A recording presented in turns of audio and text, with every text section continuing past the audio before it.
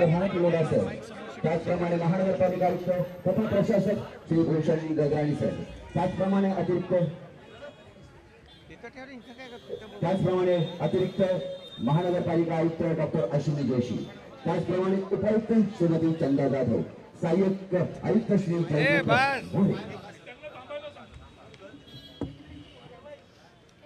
नमस्कार। राज्याचे उपमुख्यमंत्री श्री एकनाथ शिंदे साहेब, मंत्री महोदय श्री मंगलप्रसाद लोढाजी, नगर विकास विभागाचे प्रधान सचिव गोविंद राजजी, या ठिकाणी उपस्थित असणारे सर्व महापालिकेचे अधिकारी, कर्मचारी, शाळेतील विद्यार्थी, सर्व पदाधिकारी आणि माध्यम प्रतिनिधी, आपल्याला कल्पना आहे की माननीय पंतप्रधान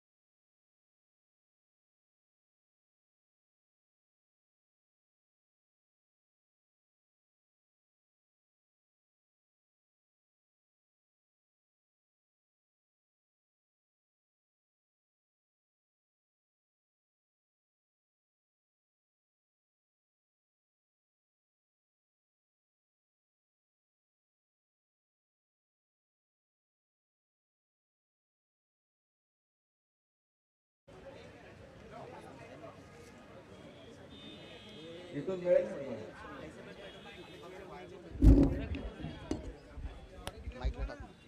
तिथे ठेवू का? कर कुठे साहेबांसोबत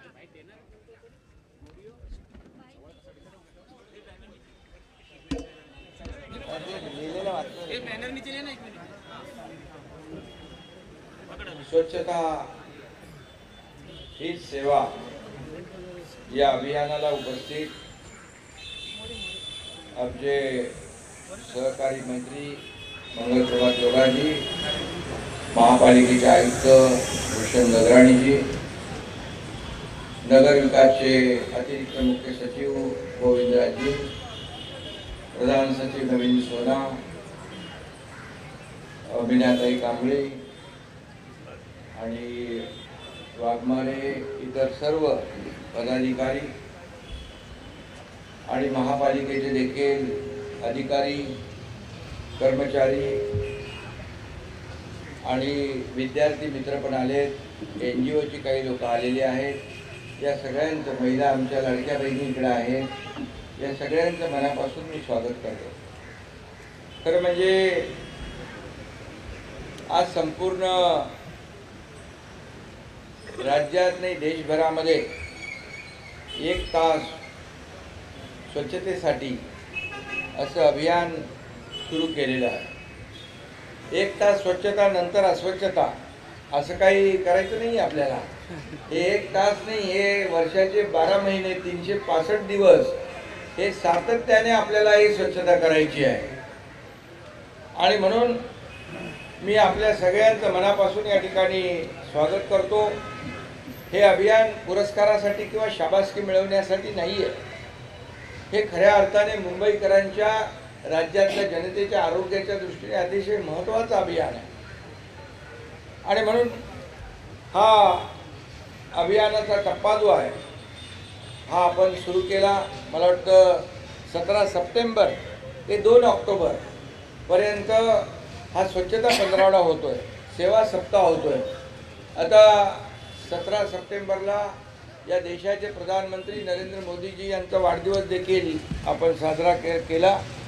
आणि मी असं म्हणेन की राष्ट्रनेता ते राष्ट्रपिता अशा प्रकारचं हे अभियान, स्वच्छता अभियान या पंधरवड्यामध्ये करणार आहोत। परंतु माझं आपल्याला सांगणं आहे की ही सातत्याने चालणारी प्रक्रिया आहे, ही न थांबणारी प्रक्रिया आहे, ही एक लोक चळवळ झाली पाहिजे. अशा प्रकारचं काम आपल्याला करायचं आहे. आणि म्हणून मी या ठिकाणी नगरविकास विभागाला, मुंबई महापालिकेला धन्यवाद देईन की पहिला टप्पा आपण यशस्वी केला, दुसरा टप्पाही आपण 100% यशस्वी कराल अशा प्रकारची खात्री या ठिकाणी मी आपल्याला व्यक्त करतो. आदरणीय प्रधानमंत्री महोदयांनी पंतप्रधान पदाची सूत्र हाती घेतल्यानंतर स्वातंत्र्य दिनाच्या दिवशी लाल किल्ल्यावरून पहिल्याच भाषणामध्ये स्वच्छ भारताचा नारा दिला. आणि तो नारा देऊन ते थांबले नाहीत, तर हातात झाडू घेऊन स्वच्छतेला सुरुवातही केली. आणि त्यावेळेस अनेक लोकांनी काही आरोप झाले आणि टीका झाली, परंतु मोदीजी कधी टीकेला, आरोपाला त्याच्याकडे बघतही नाही, दुर्लक्ष करतात, आपलं काम सुरू ठेवतात. आणि आज सगळ्या देशाला स्वच्छतेची एक या अभियानाची सवय झालेली आहे. आणि ती खरं म्हणजे प्रधानमंत्री नरेंद्र मोदी यांच्या घोषणेमुळे. आणि म्हणून महात्मा गांधीजी म्हणायचे स्वच्छता म्हणजे स्वातंत्र्य. आता आपण म्हणतो स्वच्छता म्हणजे सेवा. आणि स्वच्छता ही सेवा.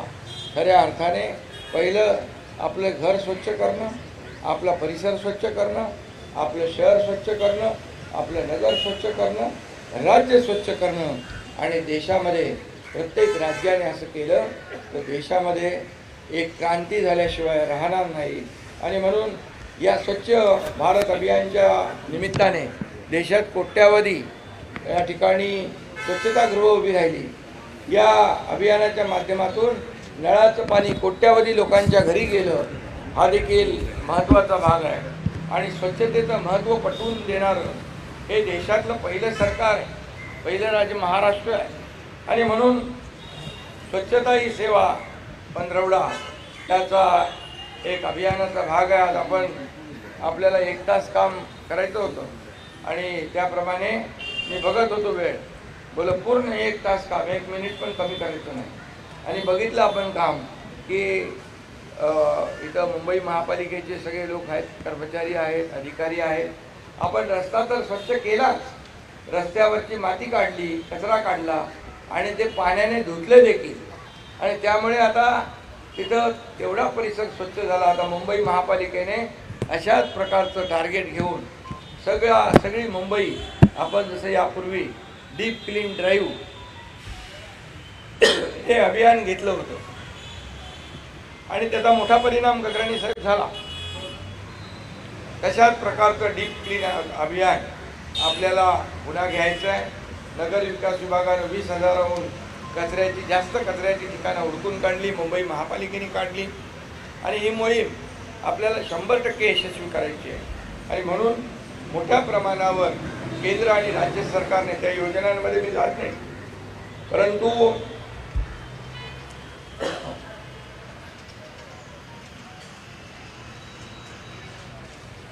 मला गोविंदराज मगाशी म्हणाले जवळपास 19,940 क्लिनिनेसचे टार्गेट युनिट आपण निश्चित करतोय आणि त्याचं पोर्टलवर मॅपिंग करण्यात आलंय. 6,317 स्वच्छतेमध्ये जनसहभागाचे कार्यक्रम होणार आहे. आता बघा 6,317, 100 लोक आले तरी किती झाले? 6 लाख झाले. 406 सफाई मित्रांसाठी सुरक्षा शिबिरं घेण्यात येत आहे.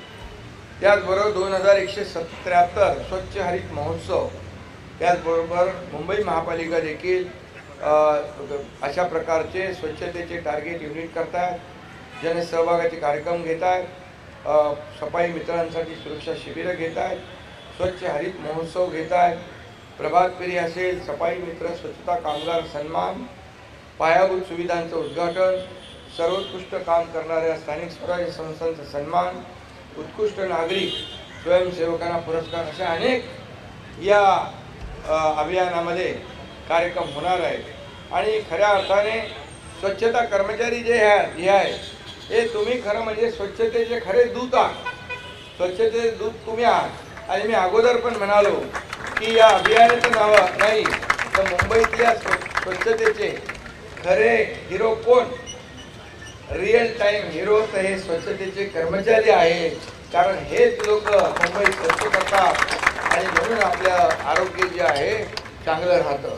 आणि म्हणूनच मी आपल्या सगळ्यांना मनापासून या ठिकाणी धन्यवाद देतो. आणि स्वच्छता कर्मचाऱ्यांचे देखील आपण ज्या कॉलनीज आहे रविवार तिथं पण आपण काम सुरू केलेलं आहे. नवीन बांधणं, त्या ठिकाणी सुविधा देणं, कारण स्वच्छता कर्मचारी हा रस्त्यावर साफसफाई करतो, गल्ली बोळात साफसफाई करतो, टॉयलेट बाथरूम साफसफाई करतो. मग त्याचं घर देखील चांगलं असलं पाहिजे, त्याच्या मुलांना देखील चांगलं शिक्षण मिळालं पाहिजे, अशी भूमिका आपल्या सरकारने घेतली. मी मुख्यमंत्री असताना अनेक ठिकाणी भेटी दिल्या आणि डीप क्लीन ड्राईव्हच्या माध्यमातून देखील त्यावेळेस मोठं काम झालं. आता पाऊस आता बंद होईल, त्यानंतर पुन्हा एकदा डीप क्लीन ड्राईव्ह हा आपलं अभियान सुरू होईल आणि खऱ्या अर्थाने आदरणीय प्रधानमंत्री मोदीजींच्या घोषणेला, भूमिकेला पूरक असं अभियान महाराष्ट्र सरकार आणि मुंबई राबवेल अशा प्रकारचा मी विश्वास व्यक्त करतो. खरं म्हणजे आपण डीप क्लीन ड्राईव्ह सुरू केला तेव्हा फक्त प्रमुख रस्ते नाही घेतले, गल्ली बोळातले रस्ते घेतले, टॉयलेट बाथरूम घेतले, नाले सफाई घेतली, समुद्र किनारे घेतले, हे सगळं स्वच्छता करायला घेतलं आपण. कारण शेवटी एखाद्या एरियामध्ये आपला कन्सेप्टच आहे, एखाद्या एरियामध्ये 500 लोक काम करत असतील एका विभागामध्ये, जर तिथे 5000 लोक इतर ठिकाणची मॅन पॉवर मशिनरी आणून आपण साफ केलं तर अगदी गल्ली बोळापासून, गटारापासून, फुटपाथपासून, रस्त्यापासून, टॉयलेट बाथरूम सगळे साफ होतील. आणि मग दुसऱ्या दिवशीचं काम जे आहे अतिशय म्हणजे कमी असेल, ही आपल्या अभियानाची जी संकल्पना आहे. आणि म्हणूनच त्यामुळे प्रदूषण देखील कमी झालं होतं आपल्या डीप क्लीन ड्राईव्हमुळे. कारण पाण्याने आपण रस्ते धुत होतो आणि पाणी हे जे वापरतोय आपण ते रिसायकल केलेलं आहे, पिण्याचं पाणी नाही आहे. नंतर आता त्याच्यावर लगेच चालू होईल. तर हे पाणी STP रिसायकल केलेलं पाणी आहे, त्याचा पुनर्वापर आपण करतोय.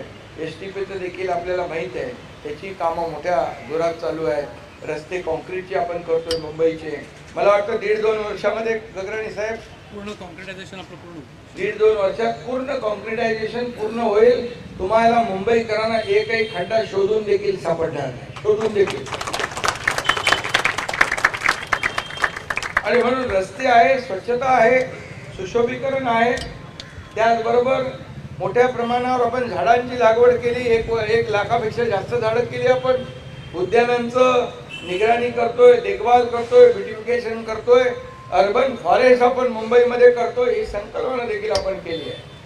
आणि त्याचबरोबर जे काही ग्रीन कव्हर जेवढं आपल्याला वाढवता येईल मुंबईमध्ये ते आपल्याला करायचं आहे. शेवटी मोठ्या प्रमाणावर आपल्याला सगळ्यांना हे पर्यावरणाचा समतोल राखायचा आहे. स्वच्छता हा पर्यावरणाशी निगडीत एक मोठा विषय आहे. आज आपण तुम्हाला माहीत नसेल की मी जेव्हा मुख्यमंत्री होतो त्यावेळेस हे महालक्ष्मी रेसकोर्स जे आपण आतापर्यंतच्या इतिहासामध्ये महालक्ष्मी रेसकोर्सची आपण 125 एकर जागा गार्डनसाठी घेतली आहे, सेंट्रल पार्कसाठी. आणि आता तो त्या सेंट्रल पार्कचं काम आता सुरू होईल. त्याचं मला वाटतं DPR वगैरे तयार झालेलं आहे. आणि जे कोस्टलचं जे रिक्लेम केलेलं जे एरिया आहे तो जवळपास 170 एकर आहे. बरोबर आहे? 170 हेक्टर. फक्त 70 एकर. तर त्यामध्ये जवळपास दोन्ही मिळून 300 एकर होतो. 300 एकरचं मोठं वर्ल्ड क्लास जागतिक दर्जाचं सेंट्रल पार्क मुंबईसाठी या ठिकाणी तयार होतोय. मुंबईकरांसाठी मोठा ऑक्सिजन पार्क आहे तो. आणि आपण रेसकोर्स आणि कोस्टल रोड हे अंडरपासनी खालून जोडणार आहोत. आणि ही देखील आपल्या दृष्टीने महत्त्वाची बाब आहे. मी एवढंच सांगेन, स्वच्छतेच्या बाबतीमध्ये आता कोणी म्हणेल इकडे आले आपल्या हेच काम आहे का? हेच काम आहे. हे प्रोटोकॉल काय?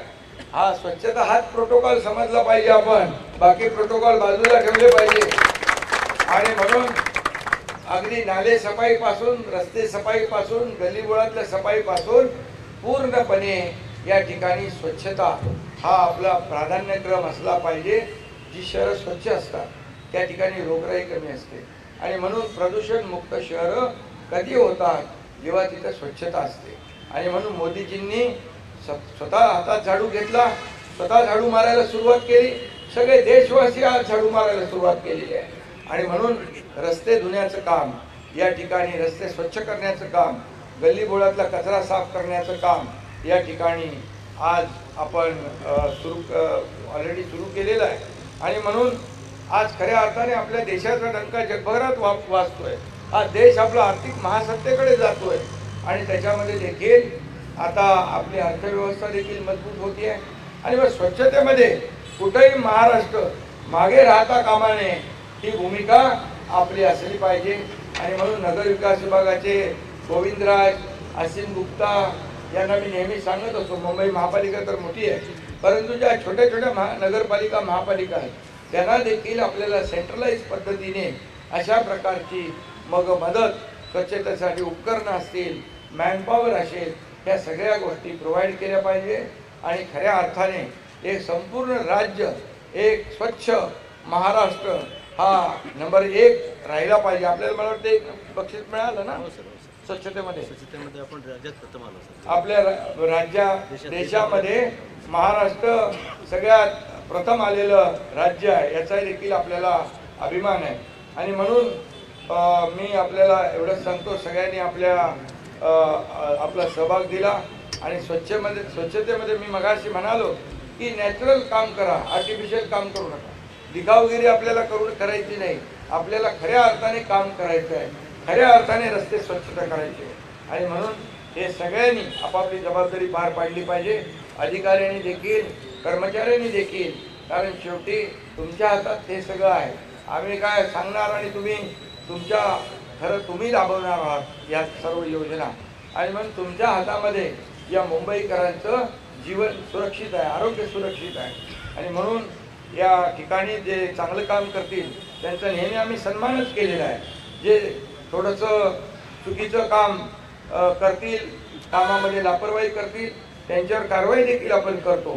त्यामुळे अतिशय याच्यामध्ये कुठलंही कॉम्प्रोमाइज स्वच्छतेमध्ये करायचं नाही, एवढंच आपल्याला सांगतो.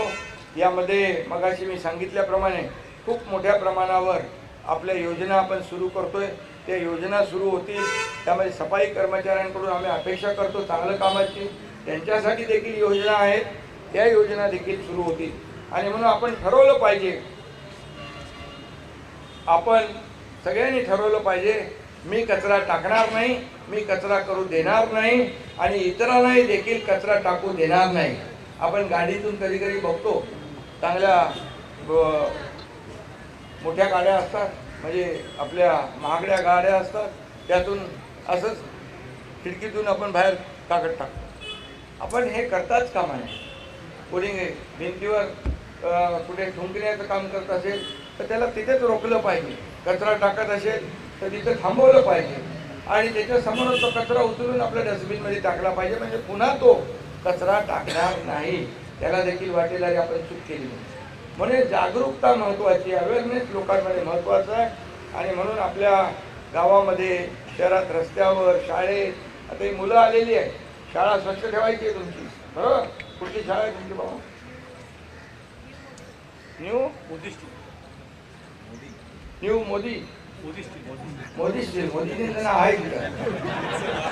त्यामुळे ती पहिलं स्वच्छ करा एकदा, आणि म्हणजे ती शाळा पहिली स्वच्छ करा, कारण त्यांनीच मंत्र दिला आपल्याला मोदीजींनी स्वच्छतेचा.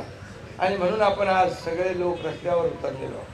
आणि म्हणूनच आपण आपली जबाबदारीचं आपण भान ठेवूया आणि सर्व शाळा देखील स्वच्छ झाल्या पाहिजे.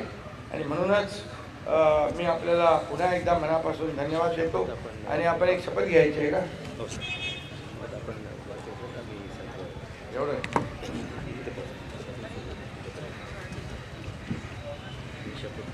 हां, आपण सगळ्यांनी एक शपथ घेऊया आजच्या दिवशी. हात पुढे करायचं का? पुढे करू. स्वच्छतेची आपण शपथ घेऊया. मी शपथ घेतो की मी स्वतः स्वच्छतेच्या बाबतीत जागरूक राहीन आणि त्यासाठी वेळही देईन. दरवर्षी 100 तास दरवर्षी 100 तास म्हणजे प्रत्येक आठवड्यातून 2 तास प्रत्येक आठवड्यातून 2 तास श्रमदान करून श्रमदान करून स्वच्छतेच्या या संकल्पाला पूर्ण करीन. मी स्वतः घाण करणार नाही आणि दुसऱ्यालाही करू देणार नाही. सर्वप्रथम मी स्वतःपासून माझ्या कुटुंबापासून माझ्या गल्ली वस्तीपासून माझ्या गावापासून तसेच माझ्या कार्यस्थळापासून या कामात सुरुवात करीन. धन्यवाद. जय हिंद, जय महाराज. भारत माता की भारत माता की.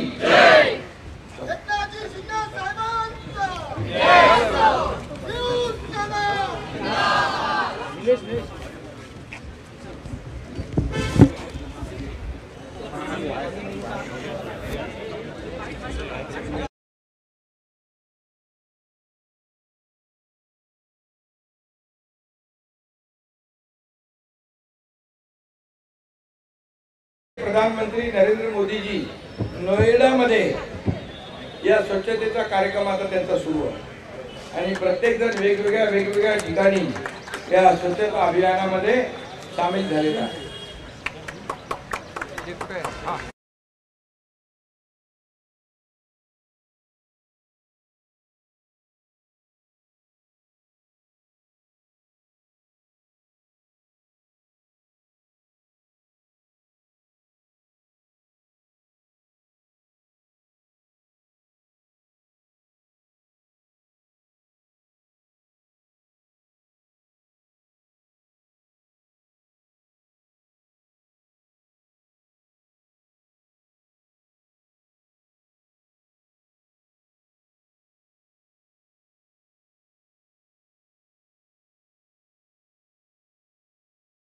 आज स्वच्छता ही सेवा 15वडा जो आहे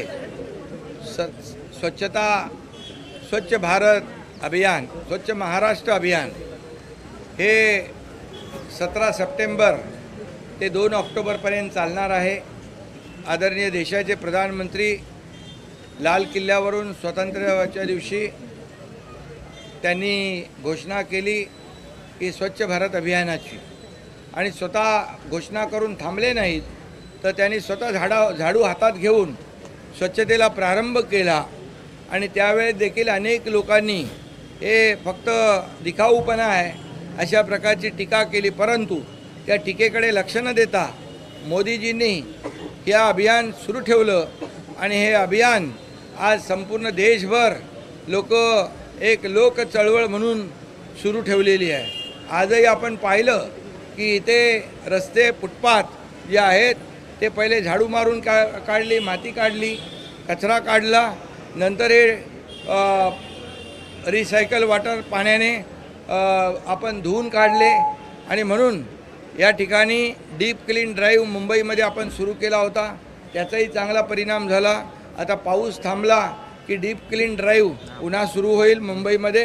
गलीबोळातले रस्ते, गल्ल्या, टॉयलेट, बाथरूम, शौचालय, स्नानगृह असतील, रस्ते असतील, हे सर्व स्वच्छ केलं जाईल आणि मुंबईतल्या नागरिकांना दिलासा दिला जाईल. खरं म्हणजे स्वच्छ महाराष्ट्र अभियानामध्ये आपण फार एका दिवसाचा हा कार्यक्रम नाही आहे, 15वड्याचा हा कार्यक्रम नाही आहे, हा सातत्याने चालणारा हा कार्यक्रम आहे. आणि म्हणून स्वच्छता ही सेवा अशा प्रकारचा मूलमंत्र मोदीजींनी दिलेला आहे आणि म्हणून हा देशासाठी, आपल्या राज्यासाठी खूप मोठा अभिमानाचा बाब आहे. शेवटी स्वच्छता हे आरोग्याशी निगडीत आहे आणि म्हणून आरोग्य चांगलं राखण्याचं काम या मुंबईकरांचं हे आमचे स्वच्छता कर्मचारी करत असतात, अधिकारी त्यांच्याकडून काम करून घेत असतात. खरा हिरो मुंबईचा कोण असेल तर रिअल टाईम हिरो हा सफाई कर्मचारी आहे, कारण तो मुंबई स्वच्छ करतो, आपलं मुंबईकरांचं आरोग्य सुरक्षित ठेवतो आणि म्हणून त्याला आज मी धन्यवाद देतो. मनापासून त्या सगळ्यांचं अभिनंदन करतो. पहाटे उठून त्या रस्त्याची साफसफाई सुरू होते आणि म्हणूनच आज मुंबई प्रदूषणमुक्त मुंबई आपल्याला आपलं अभियान आहे आणि त्यामधला हा खऱ्या अर्थाने एक महत्त्वाचा टप्पा आहे. हे अभियान गल्ली बोळा असतील, रस्ते असतील, सार्वजनिक शौचालय असतील, आपले मुंबईतले बीच असतील, ह्या सगळ्याची स्वच्छता या ठिकाणी या अभियानामधून आपण करतोय. आणि म्हणूनच हे स्वच्छता ही सेवा हा जो काय पंधरवडा आहे, सेवा पंधरवडा फार महत्त्वाचा आहे महाराष्ट्रासाठी, देशासाठी.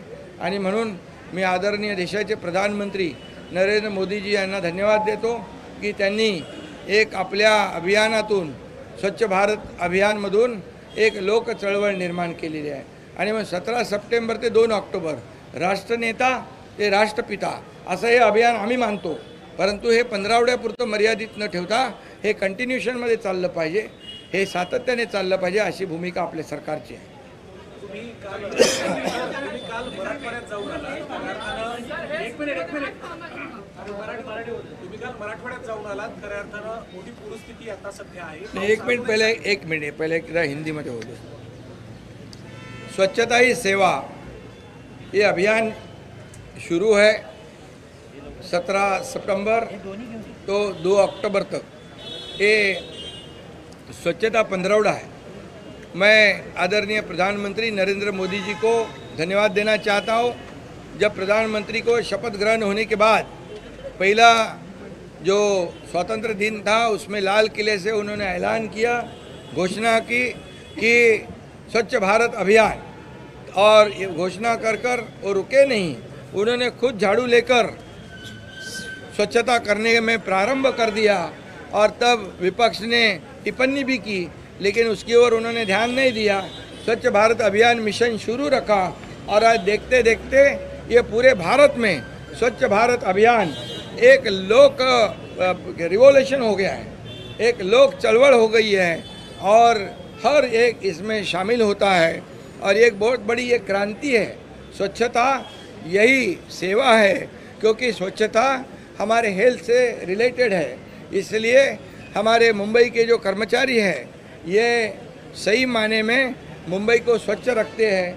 मुंबईकरों का आरोग्य जो है सुरक्षित रखने का काम वो करते हैं. इसलिए मैं कहूँगा ये मुंबई का कोई भी दूसरा और कोई हीरो नहीं है.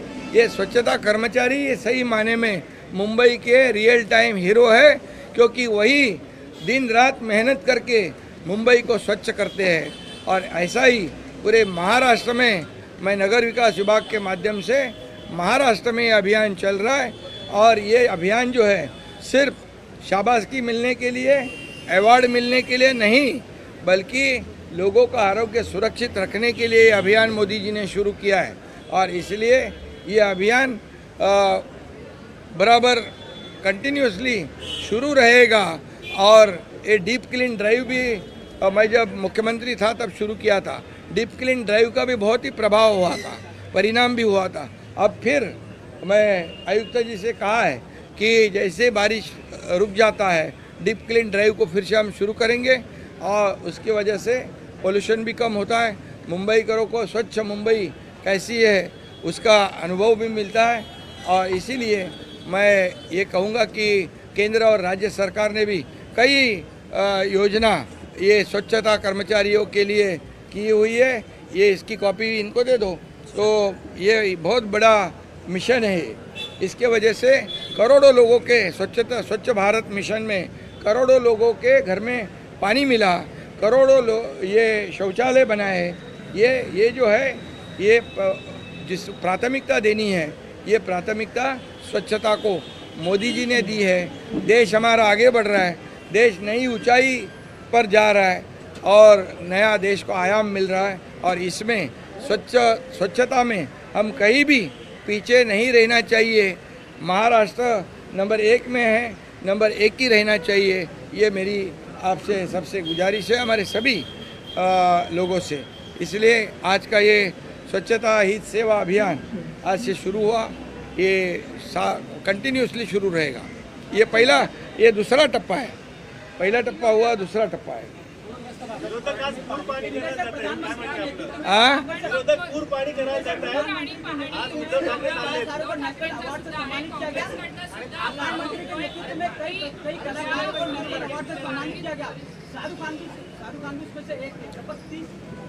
ये स्वच्छ स्वच्छ भारत अभियान में इसमें कई एनजीओ भी है, कई लोग हैं, तो जो जो इसमें योगदान देगा उसका सम्मान जरूर होगा।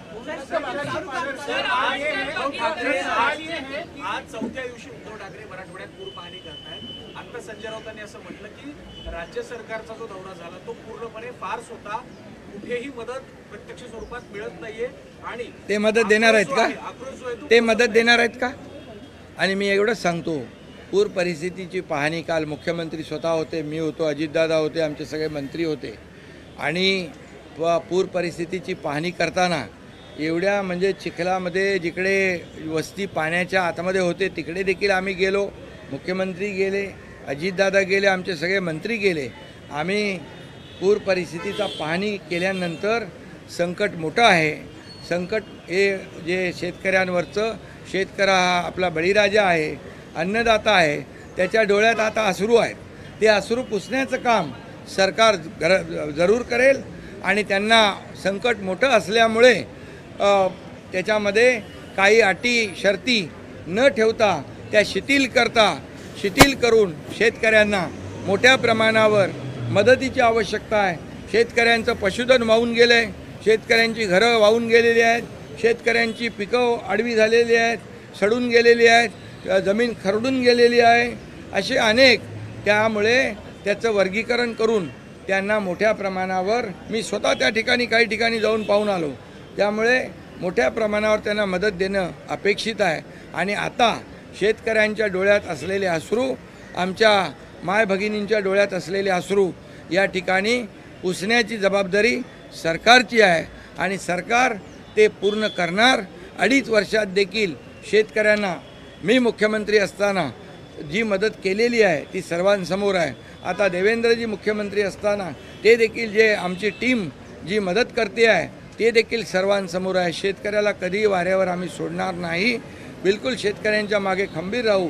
विरोधी पक्ष देखील जाऊ द्या, सगळ्यांनीच मदत केली पाहिजे, पण पूर परिस्थितीची पाहणी फक्त पूर परिस्थितीची पाहणी करणं, त्यांना मदत करणं, सगळ्यांनी सरळ हस्ते मदत केली पाहिजे, फक्त त्याचं पर्यटन करू नये, एवढीच माझी इच्छा आहे। सर, आपण फक्त अजित पवार म्हणालेले आहेत की सगळी सोंग करता येतात पण आर्थिक सोंग, पैशाचं सोंग करता येत नाही।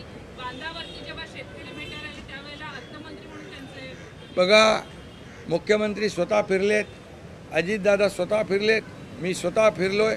हे भयानक संकट आहे, हे मोठं संकट आहे। हे आता इथं पैसे बिशे हा विषय महत्त्वाचा नाही, आम्ही त्यांना मदत देताना कुठेही हात आकडता घेणार नाही। शेतकऱ्यांना मदत देताना थोडंसं काटकसर करावी लागेल ती आम्ही करू, परंतु कुठल्याही परिस्थितीमध्ये शेतकऱ्यांना मदत देताना आम्ही कुठलाही हात आकडता घेणार नाही। त्यांना सरळ हस्ते मदतीची आवश्यकता आहे, त्यांचा संसार उद्ध्वस्त झालेला आहे, त्यांना उभं करण्याचं काम या ठिकाणी केलं जाईल, एवढेच या ठिकाणी मी सांगू इच्छितो। महायुतीच्या आमदार आणि खासदारांचं 1 महिन्याचं वेतन पूरग्रस्तांना देण्याचा निर्णय झाला, त्यावर सुद्धा आता गटागटाकडनं टीका करण्यात आली। ते असं म्हणतात की जेव्हा कोरोना काळात आम्ही आज हेच आवाहन केलं तेव्हा मात्र भाजपच्या नेत्यांनी सगळं त्यांचं जे काही वेतन होतं ते PM फंडमध्ये दिलं होतं, यावरून पण आरोप होतो। अरे बाबा, त्यांना आरोप कुठं करायचे ते तरी एकदा सांगा तुम्ही। आरोप कुठं करायचे? मदत देताना त्याच्यामध्ये आरोप करायचे, मदत देताना त्याच्या फोटोवर आरोप करायचे। अरे तुम्ही फोटो बघताय काय? त्याच्या गाडीतलं सामान बघा ना, त्या जीवनावश्यक वस्तू बघा। कार्यकर्त्यांनी फोटो लावले, धरून चला, तर तुम्ही कधी काहीतरी घेऊन गेलात का? तुम्ही जेव्हा होतात तेव्हा कार्यकर्ते तुमचे फोटो मोठे मोठे लावत होते ना, तेव्हा ते चालत होते, ते गोड वाटत होतं, आनंद वाटत होता। माझं एवढंच म्हणणं आहे, हे राजकारण करणं दुर्दैवी आहे।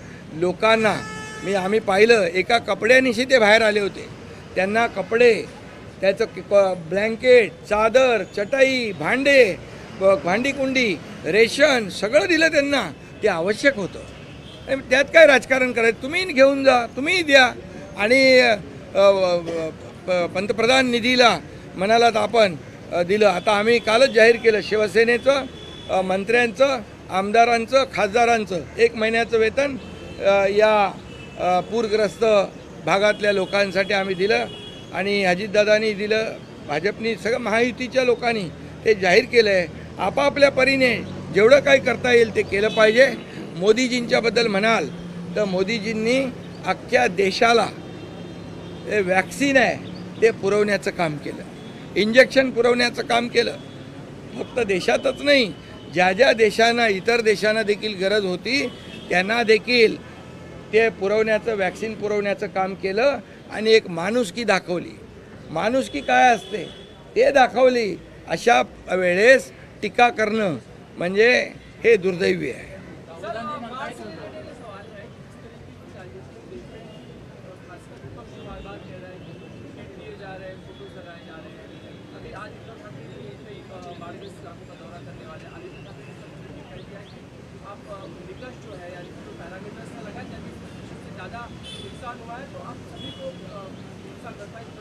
मैंने पहले ही कहा है कि इस बार किसान के पीछे खड़े रहने की जिम्मेदारी सरकार है, करे सरकार की है. सरकार वो पूरी तरह निभाएगी.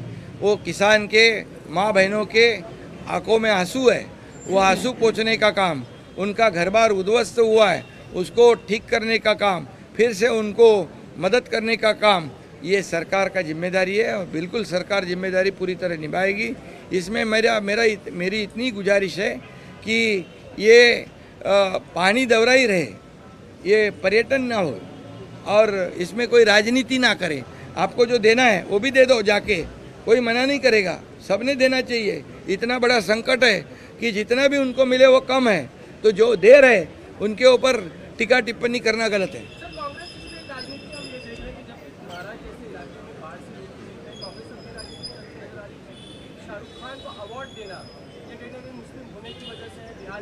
अरे कुछ लोग तो कहते थे कि ये ऐसे परिस्थिति में, ये बाढ़ की परिस्थिति है और उनको पड़ी है विपक्ष के नेता पद की. ये क्या राजनीति है? ऐसी गंदी राजनीति करना छोड़ो. लोगों को लोग जानते हैं और हम जो काम कर रहे हैं, 2.5 साल काम किया है, अभी ये दूसरी इनिंग हमारी देवेंद्र जी की चालू है, इसमें शुरू है. देखो लोग हमारे साथ है, इसलिए तो लैंडस्लाइड विक्ट्री मिली हमको. ये जरा इससे कोई वो सोच-बूझ कर बात करे. ये देखिए अभी उनके पास कोई विषय नहीं है, उनके पास कोई मुद्दे नहीं है. समझ गए कि नहीं? उनको मुद्दे नहीं, खाली आरोप करना यही मुद्दा है उनका.